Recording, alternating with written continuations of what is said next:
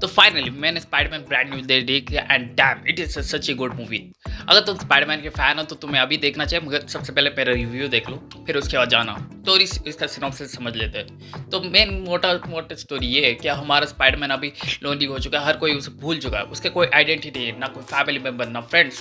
तो इसी तरह करके वो अब बस स्पाइडरमैन ही बड़ा घूम रहा है, पीटर पार्कर की लाइफ उसने छोड़ चुकी है। इसी तरह 2-3 साल बस स्पाइडरमैन का काम कर किया जा रहा है और स्टार्टिंग पे यही दिखाया जाता है कि एक मोन्टाज चलता है और उस पे बस उसी के वही दिखाते हैं कि वो कैसे विलेन के साथ फाइट कर रहा है, थका हुआ है और फिर भी वो काम किए जा रहा है और उसका लाइफ तभी ऐसे ही चलता रहता है। तभी उसके पुराने फ्रेंड्स एमजे और नेट एमआईटी से अपने ग्रेजुएशन करके वो वापस आ चुके हैं और न्यूयॉर्क पे जॉब ढूंढ रहे हैं और वो उनसे मिलता है। तभी तभी स्पाइडरमैन के सामने एक नया विलेन आता है, टेलीपैथिक यूज करके दूसरों के माइंड को कंट्रोल कर सकता है और वो उसे वार्न करती है कि अगर तुम उसके रास्ते आओगे तो वो एमजे को हर्ट कर सकता है। यही इसका मोटा मोटी स्टोरी। मगर डैम इसकी मूवी इतनी खूबसूरत, डैम यार ये टॉम हॉलैंड के बाकी सारे ट्रिलॉजी से ये लिटिल काफ़ी ज़्यादा बेटर है। हम लिटिल मैं शायद इससे स्पाइडरमैन नो वे होम के भी ऊपर रखूँगा।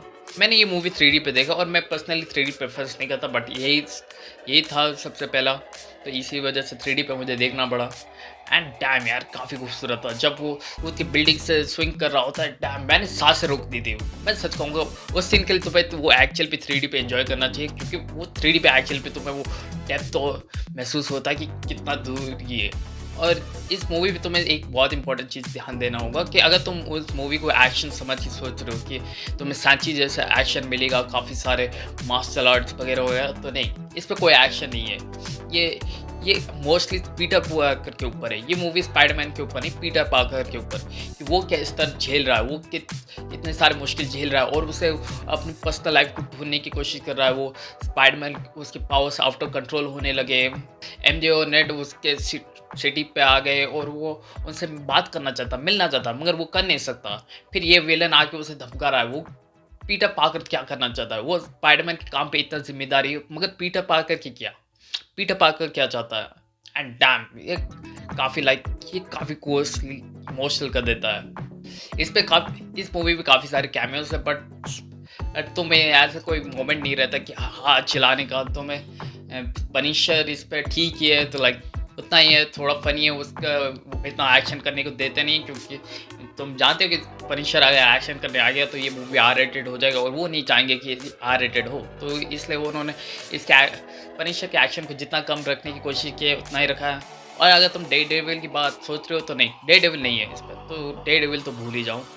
पनिशर और स्पाइडरमैन का रिलेशनशिप काफ़ी अच्छा दिखाया गया है कि लाइक तो एक्चुअल पे वो भाइयों वाली फीलिंग आ जाती है, स्पेशली लास्ट पे तो मैं तो इमोशनली हो गया था थोड़ा सा इन दोनों के बीच जो कन्वर्जेशन हो रही थी।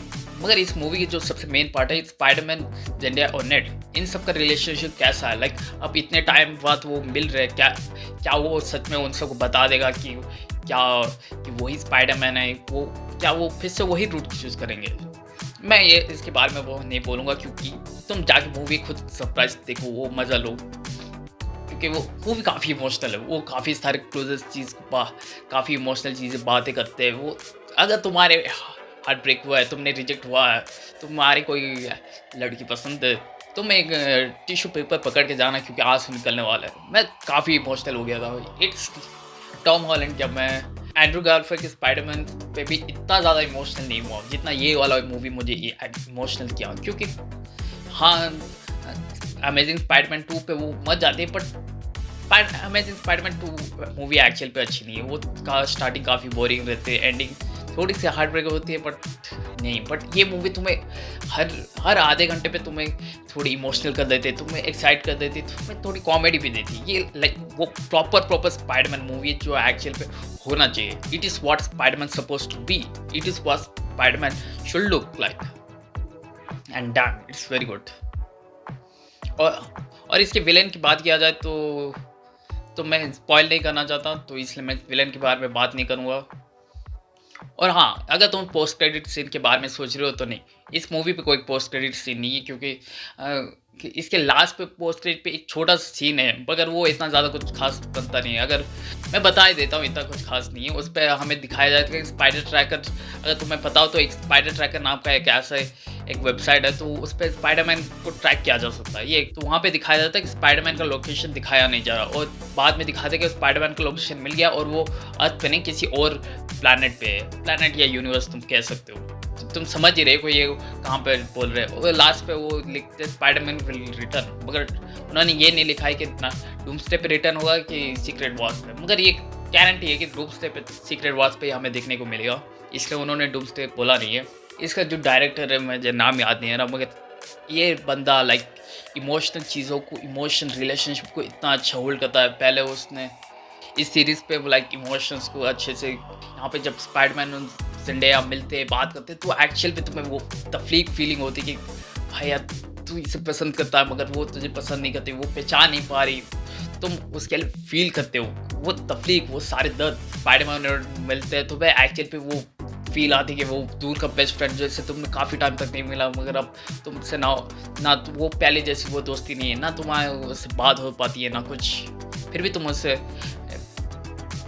इट्स वेरी इमोशनल यार, it's very emotional, it's damn good. तो फाइनल वर्डिक्ट ये है कि अगर तुम्हें स्पाइडरमैन पसंद है तो हाँ तुम देखो, इट्स रियली गुड, मगर ऐसे ज़्यादा एक्शन की उम्मीद मत करना, क्योंकि ये मोस्टली इमोशनल एंगल पे रहता है। जितना एक्शन तुमने ट्रेलर पे देखा है उतना ही मिलेगा। पनिशर का कोई इतना ज़्यादा एक्शन नहीं है, ठीक है, तो एक्शन के बारे में ज़्यादा एक्सपेक्ट मत करो, मगर मूवी तुम आज पूरा एंजॉय करोगे। और तुम बताना कि तुम्हें स्पाइडरमैन मूवी कैसा लगा, तुमने कितना एंजॉय किया। तो सायोनारा।